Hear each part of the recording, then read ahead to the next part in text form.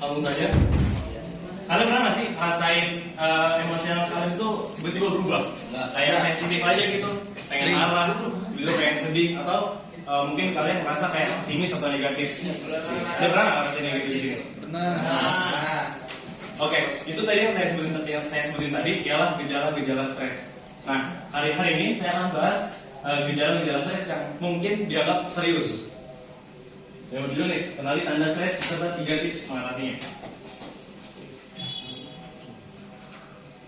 Oke, mungkin kalian merasa stres itu biasa ya. Setiap hari mungkin ada masalah kerja, masalah kampus, masalah keuangan atau masalah rumah gitu. Itu mungkin biasa aja. Tapi jika kalian mengalami itu secara berulang dan sering, kalian bisa jadi terkena gejala emotional burnout. Anda tahu emotional burnout itu apa? Ada yang pernah dengar sebelumnya? Oke, emotional burnout apa itu emotional burnout? Emotional burnout itu adalah keadaan mental yang negatif dengan berbagai macam gejala, yaitu gejala fisik, gejala emosional, dan gejala perilaku. Emotional burnout itu bisa bikin kita itu berfungsi nggak normal, diri kita itu berfungsi nggak normal. Jadi kayak demot aja, nggak pengen ngapa-ngapain, capek, hilang arah, atau malas aja nggak lakuin apa-apa.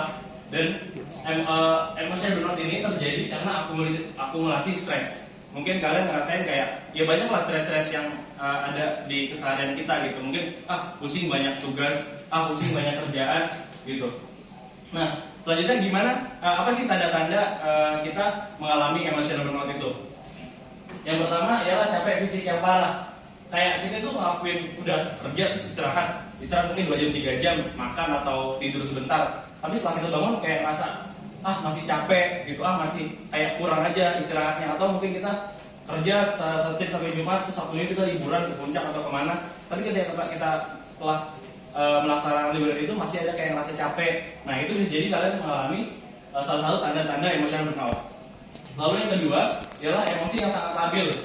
Kayak ini tadi, cepet banget marah, cepet banget sedih, bahkan pesimis dan negatif dalam melihat atau memandang suatu hal. Langsung ketiga, performa kerja turun. Coba deh kita cek diri kita lagi. Apakah performa kerja kita turun, produktivitas kerja kita turun, atau kita kayak nugas tuh males, atau nugas tuh kayak sebentar gitu. Kalau nggak kayak tadinya mungkin minggu awal kita kerja meningkat kalau kita hanya alami ketika emosional itu bakal ngerasain kayak terdistract pikiran dari pikiran kita ke pikiran lain, kayak kita susah fokus, konsentrasi. Nah, itu harus introspeksi lagi. Lalu yang keempat adalah menjauh interaksi sosial. Nah, biasanya orang-orang yang kena emotional burnout itu tuh biasanya menarik diri dari interaksi sosial. Kayak lagi rame-rame pengen sendiri aja. Bukan karena emang pendiam, bukan, tapi karena emang rasa kayak nggak ada energi lagi gitu buat berhubungan sosial atau ngobrol sama yang lainnya gitu. Yang kelima, merasa kosong atau hopeless, kayak udah nggak, hidup tuh udah bermakna, kayak ngapain aja tuh sama aja, ujungnya sama aja, jadi kayak males. Ya tadi kayak demot gitu, nggak hilang semangat atau hilang keinginan untuk ngapain gitu, atau putus asa gitu. Nah, tadi yang menjauh interaksi sosial juga tadi mau sebutin, sebenarnya bahaya banget menjauh interaksi sosial, karena ketika kalian menarik diri dari sosial itu berpotensi banget buat kalian merasa depresi atau bahkan berpotensi lagi lebih untuk melawan bunuh diri. Nah, dari 5 tanda ini ada yang pernah rasain nggak salah satunya atau 5-5-nya? Rasa. Oke, gimana sih cara mengatasi 5 tanda ini? Nah, yang pertama ialah identifikasi apa penyebabnya. Kayak tanya diri sendiri, apa sih belakangan ini kita kerjain, apa sih yang kita lakuin selama ini belakangan ini gitu. Kita cari-cari, kita introspeksi, udah tahu penyebabnya. Misalnya gue ngelakuin ini, mungkin kebanyakan kemarin gue nongkrong gitu, atau enggak kemarin kebanyakan minum-minum atau gimana gitu. Nah, itu kita coba, atau kita kebanyakan kerja, mungkin kita kerja biasanya 8 jam sehari, tapi kita kayak pusing, jadi kayak lebihin gitu, atau kebanyakan lembur di minggu itu atau di bulan itu. Nah, kita harus cari tahu penyebabnya dan rehat sejenak gitu.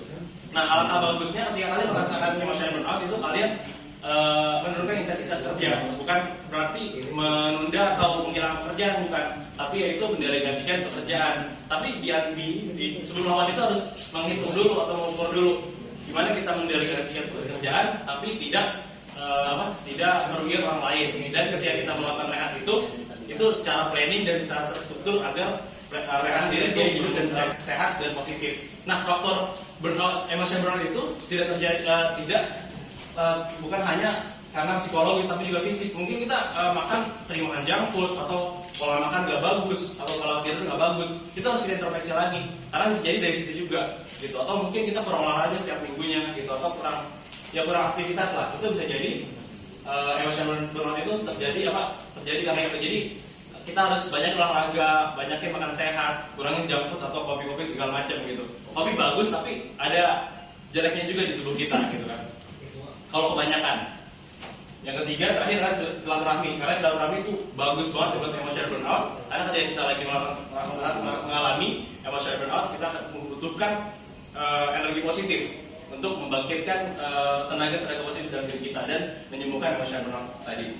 Yang terakhir, pesan dari saya adalah apapun masalahnya tetap tenang, santuy aja, enjoy, tetap doa, sembari tawakal, enjoy the proses. Thank you. Saya Muhammad Rajab. Assalamualaikum warahmatullahi wabarakatuh.